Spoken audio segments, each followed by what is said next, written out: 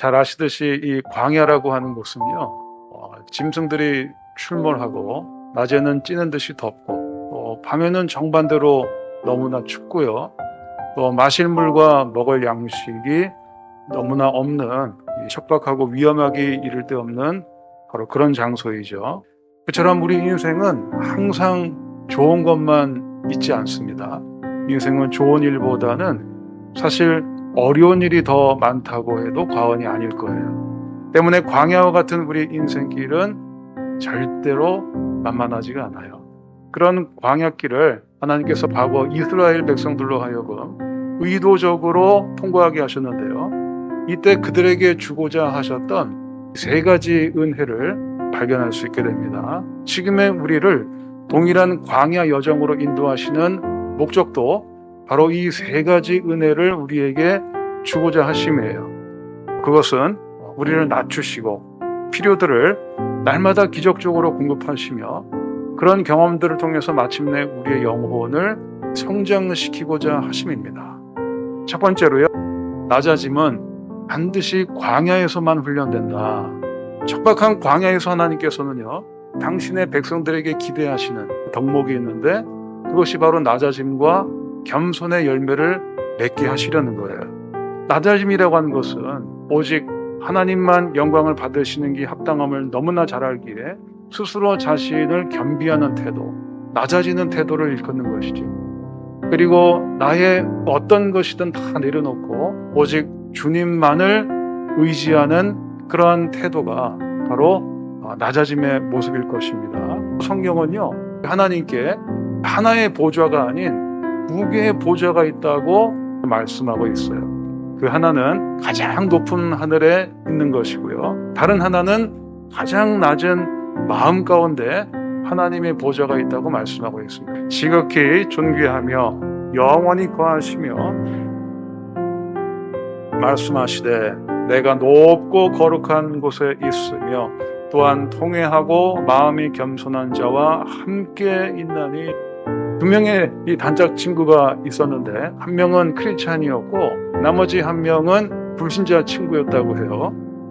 하루는 이 불신자 친구가 크리스찬 단짝 친구를 만날 급한 일이 생겼는데 교회에 지금 있다는 얘기를 전해 듣거든요. 교회로 직접 찾아간 것이죠. 그래서 부랴부랴 교회에 도착을 해서 예배당 문을 조심스럽게 열어보는데 앞쪽에서 웅얼웅얼대는 목소리가 들리는 거예요. 귀를 기울여 봤더니 바로 자기의 단짝 친구인 그 크리스찬 친구가 이렇게 기도를 하는 것이었습니다. 하나님, 전 정말로 부족한 죄인입니다. 저는 매일 잘못을 저질러요. 하나님 용서해 주세요. 그러자 이 불신자 친구가요, 원래 다가가서는 그 친구가 기도한 내용을 가지고 시험해 보려고 한 것이에요.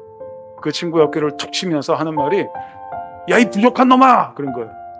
그래서 깜짝 놀란 이 크리스찬 친구가 뭐? 내가 부족하다고? 그럼 넌 뭔데? 이 사람은요, 입술로는 하나님 앞에 자신의 부족함을 이야기했지만 실제로 마음으로는 그것을 인정하지 않고 있었던 것이에요. 하나님의 백성은요, 하나님께서 친히 예비하신 광야에서 겸손을 훈련받으며 또한 그 겸손을 추구하게끔 되어 있습니다. 그리고 그는 다른 누구에게서보다도요, 자신의 마음속에서 더 많은 악을 보게 되어 있어요. 무디 목사님이 미국의 한 도시에서 전도 대회를 열고 있었을 때의 일이랍니다. 하루는 모 신문사의 이 기자가 무디 목사님에게 찾아와서 인터뷰를 요청했는데 전도 대회를 한창 진행 중이라 너무 바쁜 탓에 그 인터뷰 요청을 거절할 수밖에 없었어요. 그랬더니 그 다음날 신문 기사들마다 교만한 전도자 무디, 이런 혹평의 기사들이 실린 거예요. 무디의 동료들은 하나같이 이런 거짓된 기사를 싣다니 말도 안 돼! 라고 하면서 하나같이 분노해했답니다. 그런데 정작 화를 내야 할 무디 자신은 아무렇지 않다는 듯이 미소를 짓고 있더래요. 그래서 의아하게 생각한 동료 한 사람이 무디 목사에게 묻기를, 선생님, 기사들마다 공개적으로 선생님을 교만한 사람이라고 비판하고 있는데 선생님은 화가 나지 않으십니까? 그러자 무디 목사는 제가 화를 낼 이유가 어디 있습니까? 그 기자는 나에 대해서 제대로 잘 모르고 쓴 기사인데 말입니다. 나는 그보다 훨씬 더 교만한 사람입니다. 참된 신자에게 있어서 겸손보다 더 위대한 표지는 없는 것입니다. 겸손을 추구하는 사람이라면 누구나 창세기 18장 27절에서 아브라함이 하나님께 나아가며 고백했던 그 내용, 나는 티끌이나 재와 같사오나 감히 죽게 아뢰나이다 라고 했던 그 심정에 충분히 공감할 수 있습니다. 그럼 이제 하나님께서 어떻게 광야에서 우리를 낮아지게 하시는가? 내 하나님 여호와께서 이 40년 동안에 기억하라, 이는 너를 낮추시며 너를 시험하사 내 마음이 어떠한지 그 명령을 지키는지 지키지 않는지 알려 하십니다. 여기 낮추신다는 말씀은 겸손하게 만드신다는 말씀이죠. 하나님은 광야라는 특별한 장소에서 우리를 낮추시는 거예요. 일례로 가난과 불행이라는 것이 교만을 불타오르게 하는 연료를 제거해 버리는 것만 보더라도 낮아짐이라고 하는 것은 반드시 광야에서만 훈련될 수 있는 것입니다. 다시 말해서 광야가 없다면 우리는 필시 교만하게 될 거예요. 그래서 둘째로 자신을 꿰뚫어 보는 정직한 눈이 있을 때야라야 열매 맺는 것이 바로 겸손의 열매인 것이에요. 교만이 왜 무서운 죄인가? 다른 윤리적인 죄들, 예를 들어서 살인이나 강도나 간음이나 이런 것들도 무서운 죄이긴 마찬가지이지만 그보다 훨씬 더 무서운 죄가 교만인데, 왜냐하면 교만은 하나님을 대적하는 것이기 때문에 그렇습니다. 그래서 성경을 보게 되면은요, 하나님이 교만한 자를 대적하시되 겸손한 자들에게는 은혜를 주시느니라 이렇게 말씀하고 있습니다. 교만이 하나님을 대적하는 죄이기 때문에 하나님도 그를 대적하시는 거예요. 천사를 마귀로 돌변하게 만든 것이 바로 교만이었고, 사람을 천사로 만드는 것은 겸손과 낮아짐이라는 것이에요. 성경을 보게 되면 마귀가 광명의 천사로 나타난다고 해요. 마찬가지로 사람이 언제 가장 교만한지 아세요? 스스로 겸손한 척할 때 가장 교만한 거예요. 나 스스로 충분히 겸손하다라고 생각하는 것보다 고질적인 교만의 징후는 없는 것입니다. 어떤 이는 이것을 다음과 같이 잘 정리했습니다. 참 겸손은 나는 겸손하지 않다고 생각하는 거예요. 대단한 겸손은 뭐라고요? 나는 교만하다고 생각하는 거예요. 반대로 최고의 교만은 나는 교만하지 않다고 생각하는 것입니다. 구제불능의 교만은 뭐라고 합니까? 나는 겸손하다고 생각하는 거예요. 여기서 우리가 한 가지 발견해야 될 것은요, 교만은 자기 자신을 속여요. 반면에 겸손은 나 자신이 어떤 존재인지를 가장 잘 알 때 낮아지는 마음이 성장해 가는 것이에요. 소크라테스 시대에 대표적인 지성인으로 불렸던 소피스트라는 인물들이 있습니다. 자신들이 마치 아무것도 모르는 것이 없는 양 그렇게 처신했던 걸로 유명한 인물들이죠. 이러한 오만한 지식인들을 보면서 소크라테스는 마음이 몹시 안타깝고, 그래서 그는 그들과의 차별성을 강조하기 위해서 이러한 유명한 말을 남기죠. 저 사람들은 실제로는 아무것도 모르면서 정작 자신이 모르고 있다는 사실조차 모른다. 내가 저들과 다른 한 가지 점이 있다면 나는 내가 모른다는 사실을 안다는 것이다. 너 자신을 알라. 너 자신을 알라. 이걸 만일 수학 선생님 같으면 네 분수를 알라 그러시겠죠. 국어 선생님 같으면은요, 네 주제를 알아라 그러실 거예요. 지리 선생님 같으면은 네 자리를 알아라 그러시겠죠. 미술 선생님 같으면 네 꼬라지를 알아라 그러실 거예요. 구원이라는 것이 이와 똑같습니다. 실제로 내 분수, 내 주제, 내 자리, 내 꼬라지를 알지 못하고서는 절대 불가능한 일이 바로 구원이에요. 오늘날 한국교회에 제대로 된 회개 없이 그냥 어떻게 하다 보니까 직분도 받고 이런 경우들이 적지 않습니다. 그렇다면 겸손과 교만을 가르는 중요한 표지는 어디에 있을까요? 교만은 항상 자기 자신을 다른 사람과 비교해요. 그에 비해서 겸손은요, 항상 자기 자신을 하나님과 비교합니다. 대표적으로 누가복음 18장에 등장하는 바리새인과 세리의 기도의 비유를 보게 되면요, 바리새인은 뒤쪽에 기도하던 세리와 자기 자신을 비교하면서 하나님께 나아가요. 그와 반대로 세리는요, 하나님 앞에 홀로 서서 진실된 통해로 자비를 구합니다. 이러한 상반된 두 태도에 대해서 예수님은 다음과 같은 결론을 내리시죠. 내가 너희에게 이르노니 이에 저 바리새인이 아니고 이 사람이 의롭다 하심을 받고 그의 집으로 내려갔느니라.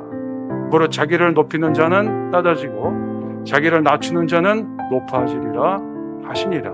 바리새인은 남들과의 비교를 통해서 스스로를 의롭다 여겼지만 오직 하나님 앞에서 자신을 비추어 돌아보았던 세리는 하나님께 의롭다 하심을 받게 됩니다.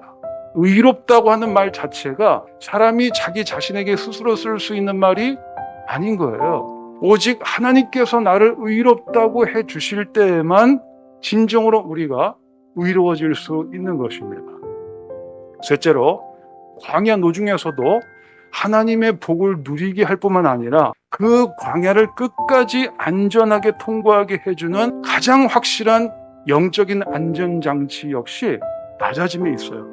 때로는 난 그렇게 잘난 척하는 경우도 사실 드물고 별로 교만하지도 않은 것 같은데요. 난 신앙생활도 제법 오래 해왔고요. 난 상당히 그래서 죽었다고 생각하는데요. 이런 생각을 해볼 수가 있겠지만 그것은 상당히 위험한 착각에 불과해요. 겸손의 문제는 본질적으로 척해도 통하는 사람 앞에서의 문제가 아니라 지존하신 하나님 앞에서의 문제란 얘기예요. 또 사람의 내면에는요, 무언가 잘 되기만 하면 엄청나게 교만해지는 그런 본성이 숨어있기 때문에 살면서 우리가 알게 모르게 하나님의 영광을 가로채는 그런 일들이 우리 안에서 비일비재하게 일어나고 있습니다. 그것이 평소에는 반창고로 가려져 있어서 겉으로 드러나지 않을 뿐 하나님은 그런 가식과 기만 일체를 없애고 우리를 참으로 겸손하게 만들기를 원하시는데, 그렇다면 왜 이렇게 광야 노중의 훈련을 통해서 겸손을 열매 맺는 것이 필요한 것인가? 먼저 긍정적인 측면을 보겠습니다. 내 조상들도 이는 다 너를 낮추시며 너를 시험하사 마침내 내게 복을 주려 하심이었느니라. 뭘 주려고 하신다고요? 하나님께서 우리를 겸손하게 하셔서 복을 주려고 하신다는 거예요. 겸손이라고 하는 것은 다른 모든 미덕과 축복의 뿌리, 양성소, 토대, 그리고 그 출발점인 반면에 교만은 다른 모든 죄의 기반인 동시에 멸망으로 향하는 지름길입니다.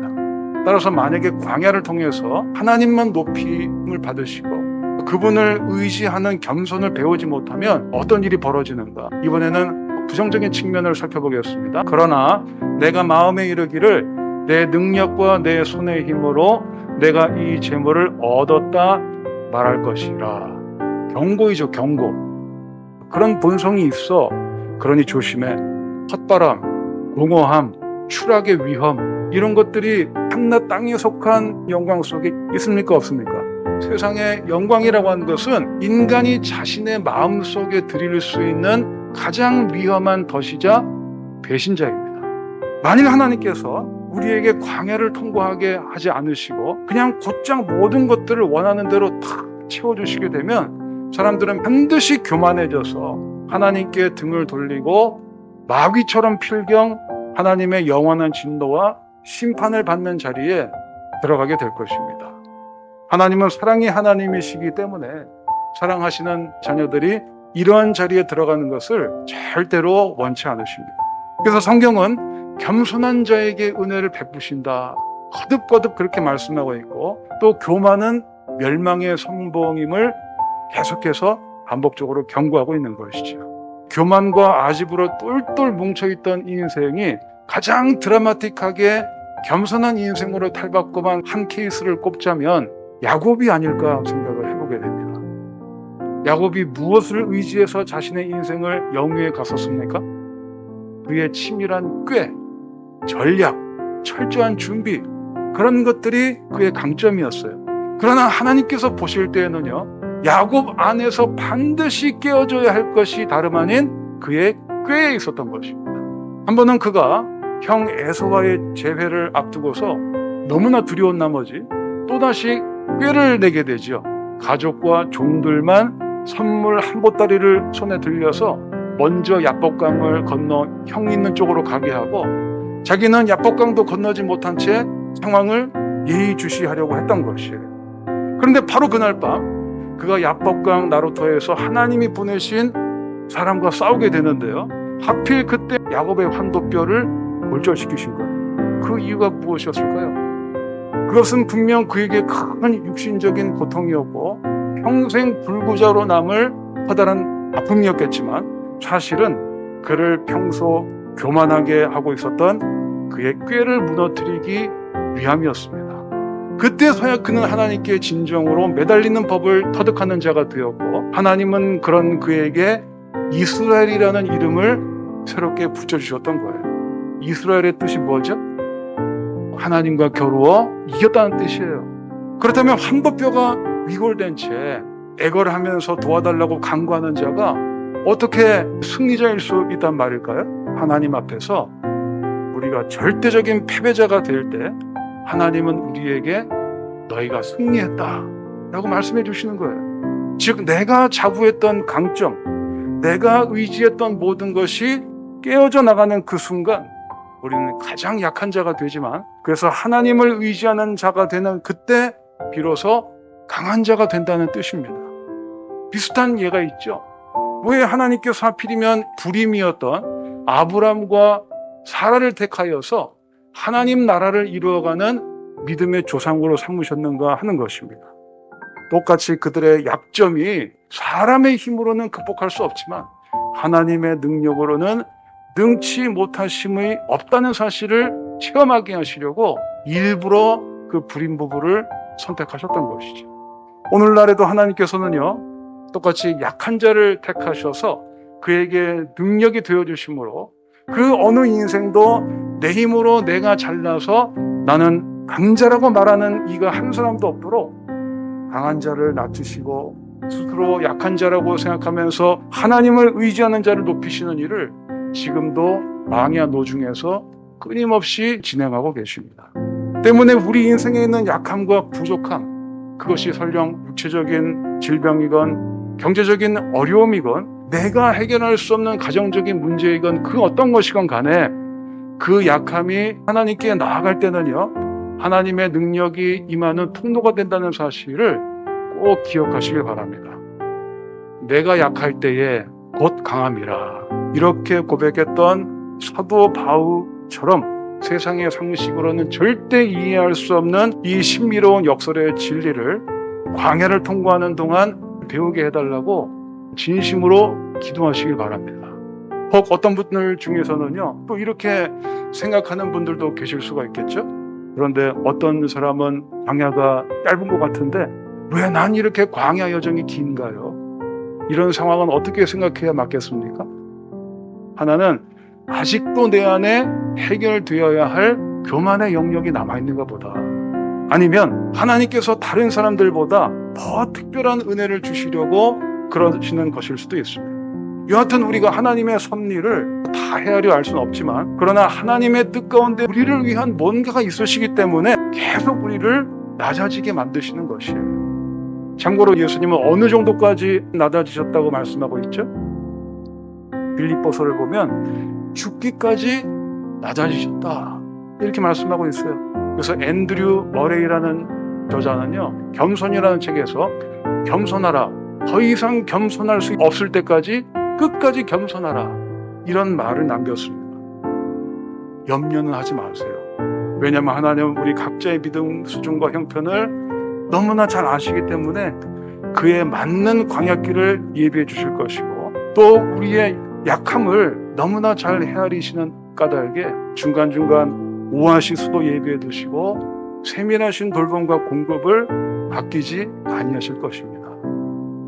부디 삶의 광야가 찾아오게 되거든 비록 누구에게나 쉬운 일이 될 수는 없겠지만 엎드려서 진심으로 감사하는 심령이 되기 위해서 애써 기도하시길 바랍니다. 하나님, 이 광야를 주셔서 정말 감사합니다.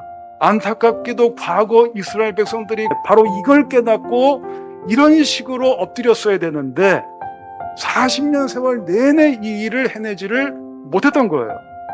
지금의 우리도 많은 경우에 실은 그렇게 하지를 못하고 있습니다. 그리고는 하나님께 원망의 마음이 쌓여요.